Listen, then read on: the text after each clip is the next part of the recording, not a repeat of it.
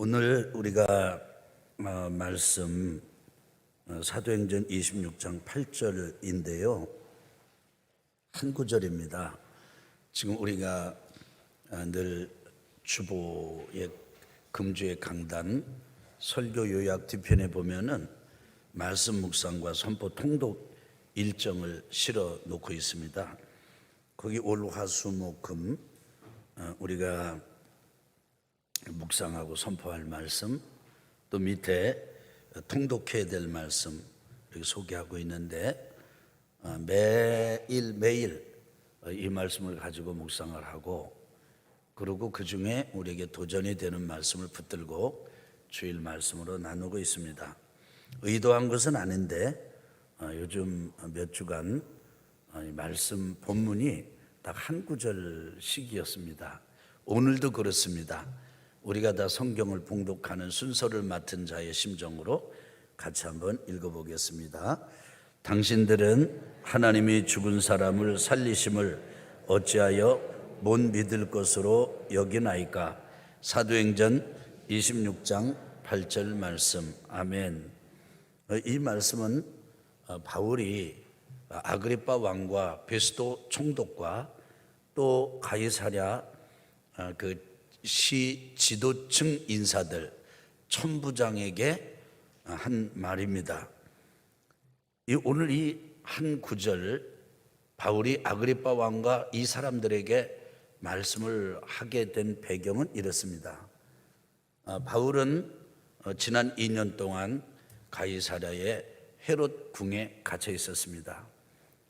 전임자 총독 벨릭스가 이제 떠나고 신임 총독 베스도가 부임을 했습니다. 와서 보니 사람들이 그토록 죽이려고 아주 그냥 묻은 애를 쓰는 죄수 하나를 인수인계받게 됐습니다. 그 사람의 이름이 바울이었습니다. 이 베스도가 사람들의 이 공격, 고소, 고발을 이렇게 듣게 됐습니다. 예루살렘으로 데려다가 재판을 하자고 하는 제안은 가이사랴에서 재판하는 것으로 이제 반응을 했고, 그래서 그들의 공격하고 고소하고 고발하는 그런 말을 들으면서 주의 깊게 들었습니다. 근데 아무리 생각해 봐도 바울이 그렇게 죽어야만, 아주 죽임을 당할 만한 죄목은 찾지를 못했습니다. 그래서 이 베스도가 아주 고민의 고민을 거듭했습니다. 이걸 어찌해야 하는가. 근데 그 재판 자리에서 이 사실을 놓고 사도 바울이 베스도에게 요청하기를, 나는 더 이상 여기에서 재판을 받지 않겠습니다. 가이사에게 재판을 받겠습니다. 가이사에게 상소합니다. 이렇게 말을 했습니다. 베스도는 그 말을 듣고 자기 주변에 배석해 앉은 사람들하고 의논하면서 결국은 받아들이기로 합니다. 받아들여서 이제 바울이 가이사의 재판을 받도록 예정이 되게 준비의 과정을 갖게 되었습니다. 네, 여러분, 누가 누구에게 제수를 보내는 것입니까? 총독 베스도가 로마 황제 가이사에게 제수를 보내는 것입니다. 그냥 보낼 수 없어요. 아무렇게나 보낼 수가 없습니다. 첫째는 왜 이 제수가 이곳의 재판에, 여기에서의 재판으로 끝이 나질 않고 끝을 내지 못하고 황제 가이사에게 재판을 받도록 보내는가? 인적 상황과 함께 그 내용을 쭉 적어서 보내야 했습니다. 황제 가이사에게 재판을 하도록 제수를 보내면서 내용이 허투루 보내게 되면, 내용이 빈틈이 있게 되면 그것은 곧 총독 베스도의 무능을 증명하는 꼴이 되고 말 것입니다. 이 제수를 보내면서도 베스도는 가이사에게 자기의 능력을 뛰어난 점을, 탁월함을 입증을 해야 되는 거죠. 그런데 그렇게 하려면 이 죄수의 경위만 적어서 보내서는 안 됩니다. 또렷하고 명료한 죄목을 정해서 보내야죠. 문제는 이 죄목을 정할 수가 없는 거예요. 찾을 수가 없는 겁니다. 그래서 하다못해 이제 상견례차 자신의 이 궁을 방문한 이 아그리빠 왕에게 자문을 구합니다. 여차여차해서 이런 죄수를 지금 두고 있는데 이거 좀 로마법에 의하면 아무런 죄가 없습니다. 이거 어떻게 해야 됩니까? 그러니까 아그리빠 왕이 하는 말이 그럼 나 좀 봅시다. 그 죄수를 좀 봅시다. 이렇게 제안합니다. 보고 난 다음에 내가 말을 하겠습니다. 아그리빠 왕의 제안을 받아들여서 이 총독 베스도가 천부장도 그 지도층 인사들을 다 초청한 다음에 죄수 바울도 불러 올렸습니다. 그 자리에서 이 아그리빠 왕이 바울에게 말을 해보라고 말할 기회를 줬습니다. 그 기회를 받아서 이 바울이 아그리빠 왕에게 말을 하는데 첫 번째는 내가 누구인가, 어떤 나라 사람인가, 유대인이라는 사실을, 그것도 아주 그냥 이 엄한 이 율법의 교육을 받은 그런 사람이라는 사실을 이야기합니다. 그리고 두 번째는 이 바울이 하는 말이 나는 원래 나 역시도 예수님을 믿지 않았습니다. 그리고 예수님을 믿으라고, 예수는 그리스도라고 전하는 사람들을 반대를 해서 감옥에다가 갖다 가두는 일을 했습니다. 저는 정말 못된 핍박자였습니다. 이 사실을 이제 밝힙니다. 그리고 그런 내가 어떻게 예수님을 믿게 되었는가, 그 사실을 이제 얘기를 하는 참인데, 그런데 그 사이에 바울이 아그리빠에게, 옆에 있는 총독에게, 함께 참관하고 있는 천부장과 그 지도자들에게 묻습니다. 이 질문은 직면이고 도전입니다. 그것이 오늘 말씀 한 구절입니다. 아니 여러분, 하나님이 죽은 사람을 다시 살리신다는 사실을 여러분은 왜 믿지 못할 것으로 간주하십니까? 여기십니까? 이 말은 뭐죠? 하나님은 죽은 사람을 살리신다는 거죠. 부활이 있다는 겁니다. 그런데 왜 부활을 당신들은, 여러분들은, 왕은 믿지 못할 것으로 간주해 버리고 무시하시고 그렇게 하십니까? 이렇게 물은 것입니다. 이건요, 굉장히 의미가 있어요. 바울이 여기서 말할 때 이렇게 했다고 그랬죠. 자기도 원래 예수님을 반대했던 사람이라고, 예수님을 믿으라고 전하는 사람을 또 반대했던 사람이다, 그런 사람이었다고 밝혔다고 얘기했지 않습니까? 그것은 무엇입니까? 바울도 하나님이 죽은 자를 살리는 것에 대해서 받아들이지 않았던 사람입니다. 안 믿었던 사람이라니까요. 믿지 말라고 하던 사람인데 예수님을 만나고 나서, 소위 말하면 거듭나고 나니까, 믿고 나니까 이거를 너무 의당하고 당연한 건데 자기에게 믿어지는 거예요. 근데 왜 당신들은 안 믿느냐, 이렇게 하는 겁니다. 제가 처음 교회 나갔습니다. 붙들려서 교회 나갔습니다. 어거지로 막 들어오라고 그래가지고 끌려 들어갔습니다. 17살 때입니다. 6개월 동안 예배당을 다녔습니다. 예배 출석했어요. 그런데 그 6개월 동안 저는 너무 힘들었습니다. 왜냐하면 멀쩡하게 생긴 잘생긴 영화배우 같은 그 미국인 선교사님, 옆에서 통역하는 또 전도사님, 이분들이 하는 얘기가 황당한 거예요. 아이, 죽은 사람이 살아났다는 거예요. 그 다음에 또 승천했다는 겁니다. 그리고 그분이 다시 오신다는 거예요. 그래서 우리는 그 다시 오실 그분을 기다린다는 거예요. 그리고 그분이 2000년 전에 내 죄를 위해서 죽었다는 거예요. 나는 나를 죄인이라고 생각하지 않았습니다. 나는 시골 출신이기 때문에 뭐 그렇게 못되게 살지 않았어요. 나는 부탁을 드린 적이 한 번도 없었어요. 기대를 한 적도 없었어요.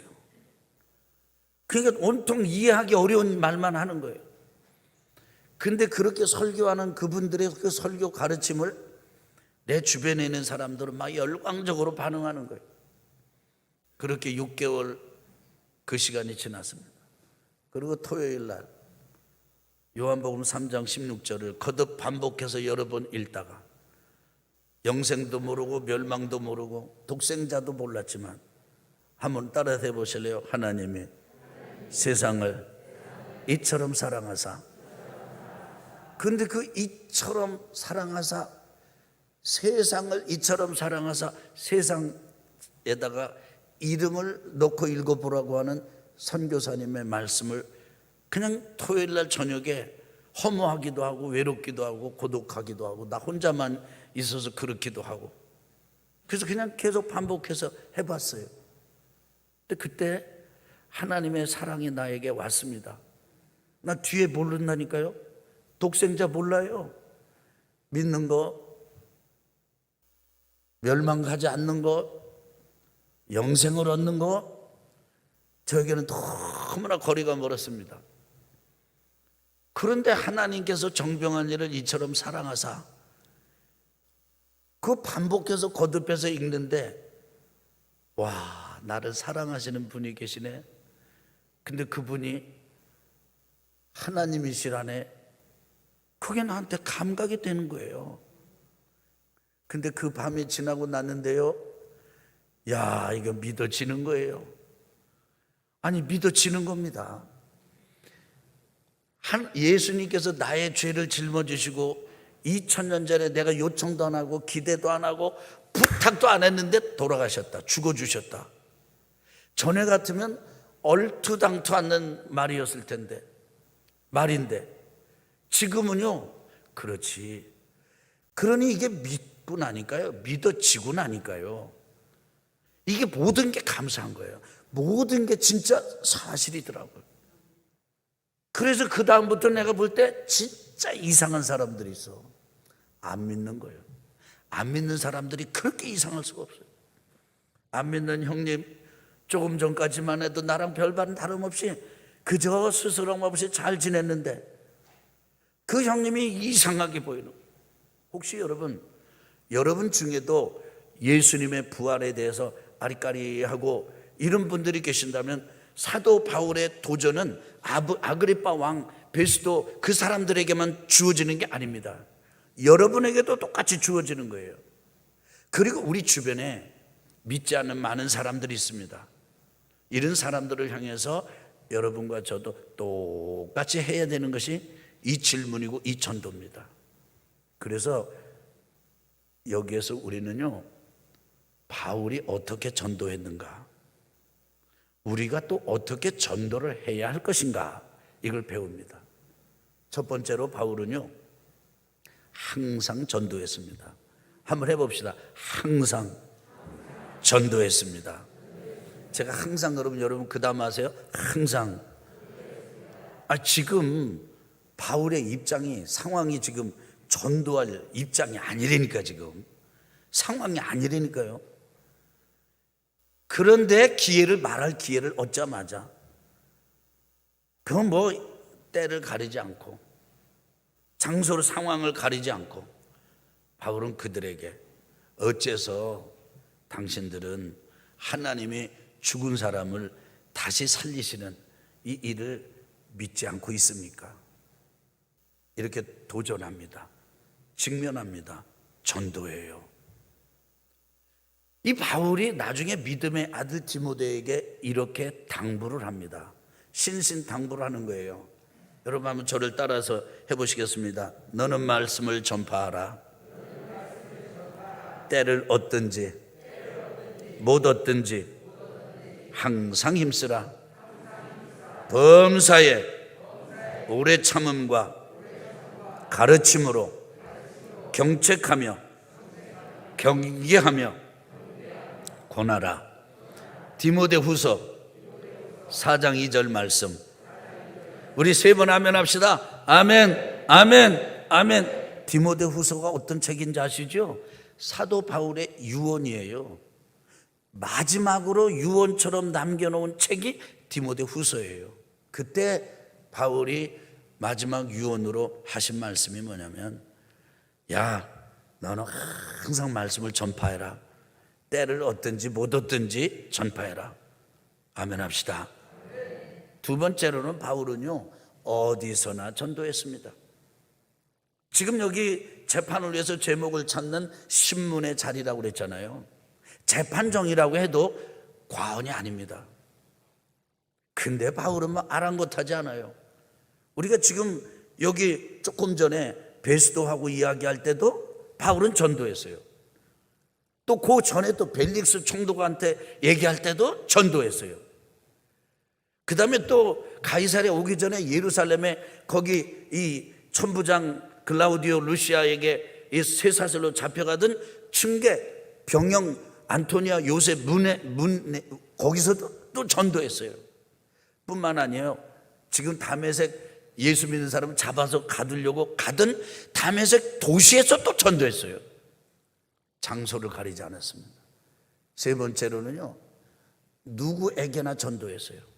또 따라해 봅시다. 누구에게나 전도했습니다. 바울은 사람을 가리지 않았습니다.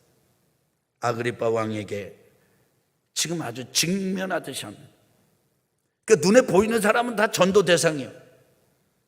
군중들을 향해서 천부장한테 사정을 해가지고 내 저 사람들한테 말을 좀 합시다. 기회를 얻어서 전도해.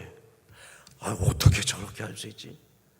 바울은 진짜 나랑은 종이 달라, 질이 달라. 이런 마음이 자꾸 드는 거예요. 은혜 받는 거 따로, 이런 부담 따로예요. 이런 이야기를 읽고 깊이 읽으니까요, 부담이 너무 되는 거예요. 근데 희한한 건 이거에 대해서 설교를 해야 된다고 하는 부담감이 계속 있는 거예요. 그래서 순종하고 여러분과 제가 이렇게 지금 말씀을 나눕니다. 여러분과 제게 지금 필요한 것이 있습니다. 그것은 전도의 열정입니다. 저도 제가 저를 알고, 여러분이 또 저를 알고, 또 여러분이 여러분을 알고, 여러분이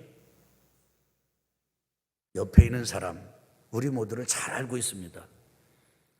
이 자리에 있는 사람 누구 하나 바울같이 못하고 있습니다. 그런데 저는 한 가지를 여러분과 제가 실천해 보았으면 좋겠다라는 사실을 정하고 여러분에게 안내를 드리고자 합니다.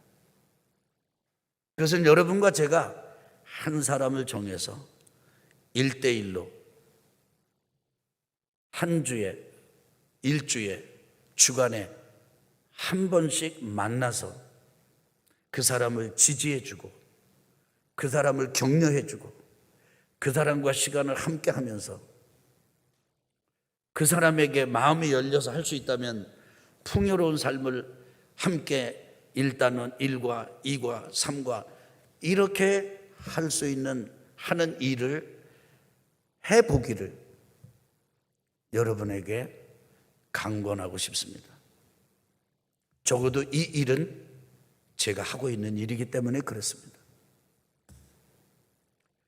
이런 전도 대상자는 예배당 밖에만 있지 않습니다. 안 믿는 불신자들에게만 있는 게 아니에요. 물론 그 사람들 해도 좋습니다. 이웃에서, 직장 안에서, 그 다음에 또 뭐 사업장에서 만나는 사람들 한 사람 정해서 해도 좋습니다. 근데 사실 불신자는 교회 안에 많습니다. 그런 사람 우리 주변에서 찾아서 한 사람 정하고, 그리고 그 사람에게 연락을 하고 만남의 시간을 가지면서 그 사람을 지지해 주는 거예요. 격려해 주는 거예요.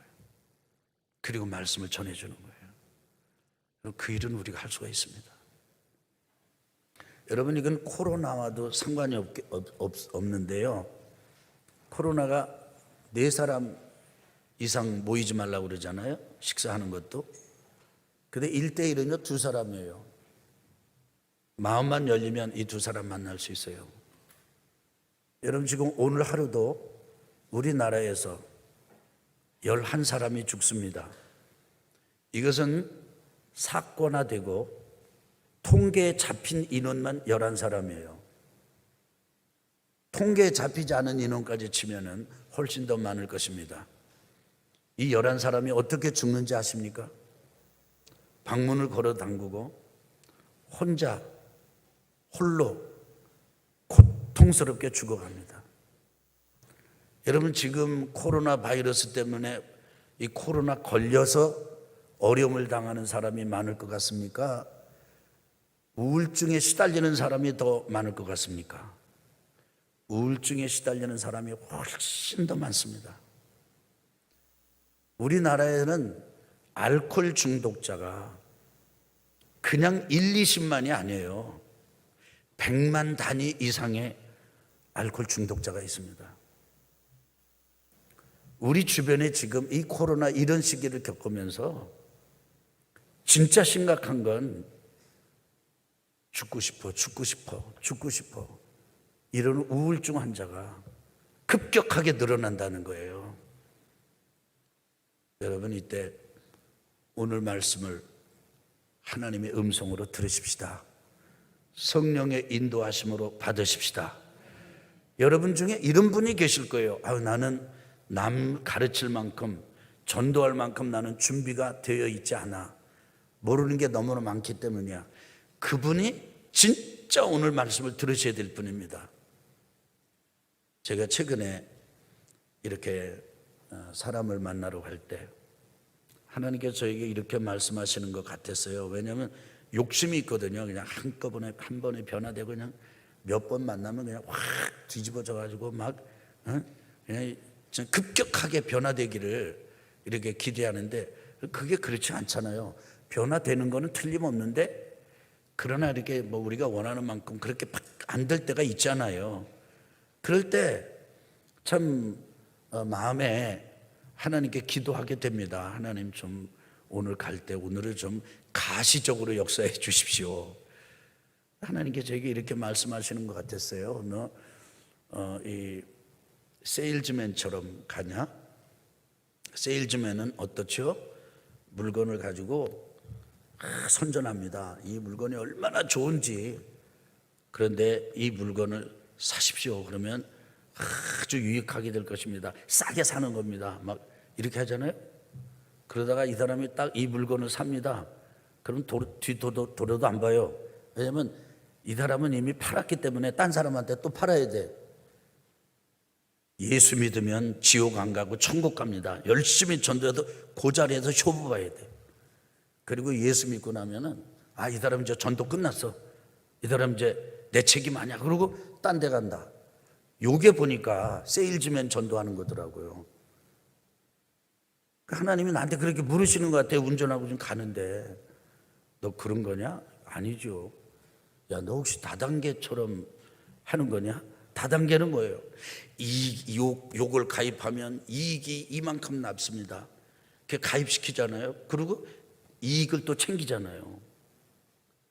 예수 믿으면 병고침을 받습니다. 물질의 복을 받습니다. 잔뜩 해놓고 이렇게 해놓고 접근하는 이런 식으로 접근하는 거 생각해 보니까 아유 그것도 아니죠. 근데 하나님이 저에게 이렇게 말씀하시는 것 같았어요.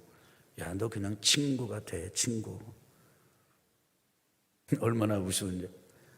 아이, 어떻게 친구가 됩니까? 그래도 친구가 되라. 내가 지지해줘, 격려해줘, 함께. 일은 내가 아마.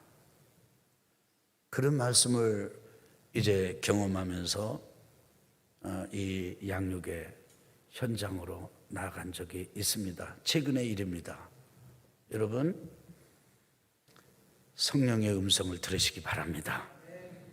귀 있는 자는 교회들에게 하시는 성령의 음성을 들어야 하고, 귀 있는 성도는 오늘 이 시간 성령께서 여러분에게 하시는 음성을 들어야 합니다. 들을 귀 있는 자는 들으십시오.